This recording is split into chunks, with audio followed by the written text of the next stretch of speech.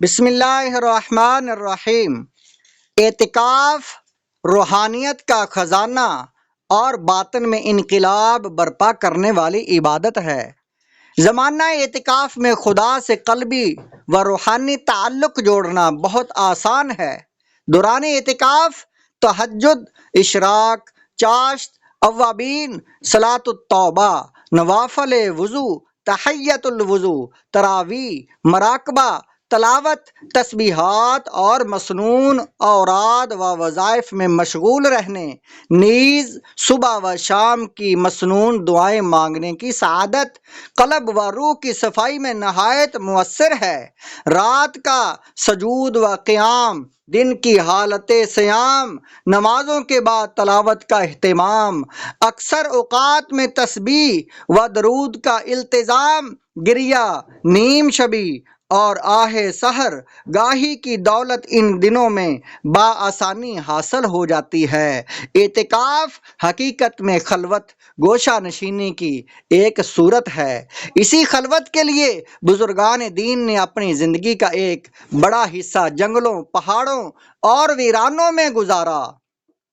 یہ خلوت بذات خود مقصود نہیں، لیکن بہت سے فوائد اسی خلوت پر مدار رکھتے ہیں۔ ہمارے کثرت کار اور افراتفری کے زمانے میں عمومی طور پر طویل خلوت نہیں ملتی، لیکن اعتکاف کی صورت میں یہ نعمت کچھ دنوں کے لیے نصیب ہو جاتی ہے، اور اس طرح عبادت و تلاوت و ذکر و درود اور امور آخرت کی فکر کے لیے تنہائی میسر آتی ہے، نیز گناہوں سے دور رہنے کا موقع ملتا ہے۔ معتکف لوگوں کی طرف سے پہنچنے والی برائی، بد اخلاقی اور لڑائی جھگڑے سے بچا رہتا ہے، اور لوگ اس کے شر سے محفوظ رہتے ہیں۔ یوں معتکف حقوق العباد ضائع کرنے سے بچ جاتا ہے۔ عبادت میں خشوع و خضوع، یکسوئی اور توجہ اللہ نہایت مفید اور عبادت کے بنیادی مطلوب آداب میں سے ہے۔ اعتکاف کی صورت میں جو خلوت نصیب ہوتی ہے، اس میں کامل توجہ اور مکمل انہماک والے آداب بجا لانا آسان ہوتا ہے۔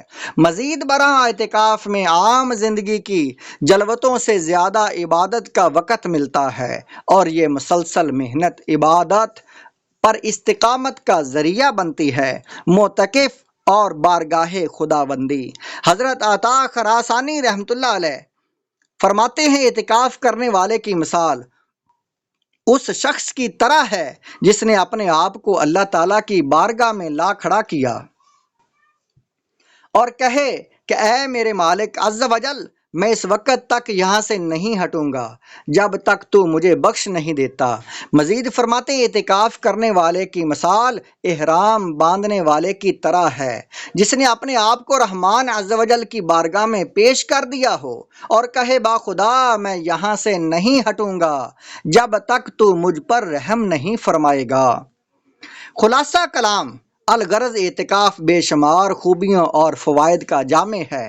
مسلمان کے لیے تو محض اتنی بات ہی کافی ہے کہ رمضان المبارک کے آخری عشرے کا اعتکاف پیارے آقا صلی اللہ علیہ وآلہ وسلم کی سنت ہے۔ یہ تصور ہی ذوق افزا ہے کہ میں تاجدار رسالت صلی اللہ علیہ وآلہ وسلم کی پیاری سنت ادا کر رہا ہوں یا کر رہی ہوں، لہذا ممکنہ صورت میں ہر برس ہی، ورنہ زندگی میں کم از کم ایک بار تو رمضان المبارک کے آخری عشرے کا اعتکاف کر ہی لینا چاہیے۔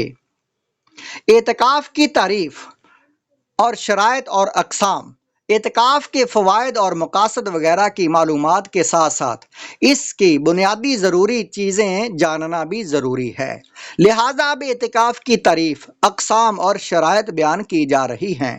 اعتکاف کا لغوی معنی، اعتکاف کا لغوی معنی ہے کسی جگہ ٹھہر کر اپنے آپ کو روکے رکھنا۔ مطلب یہ کہ معتکف اللہ رب العزت عز و جل کی بارگاہ عظمت میں اس کی عبادت پر کمر بستہ ہو کر ایک جگہ ٹھہر کر اپنے آپ کو روکے رکھتا ہے۔ اس کی یہی دن ہوتی ہے کہ کسی طرح اس کا پروردگار عز و جل اس سے راضی ہو جائے۔ اعتکاف کا شرعی معنی، شرعی نقطہ نظر سے مسجد میں اللہ تعالیٰ کی عبادت کی نیت سے ٹھہرنا اعتکاف ہے۔ اعتکاف کی شرائط، اس کی شرائط یہ ہیں: مسلمان ہونا، عاقل ہونا، جنابت، حیض و نفاس سے پاک ہونا، نیت ہونا۔ واجب و سنت موقدہ اعتکاف کے لیے روزہ بھی شرط ہے۔ اعتکاف کے لیے بالغ ہونا شرط نہیں ہے، نابالغ سمجھدار بھی اعتکاف کر سکتا ہے۔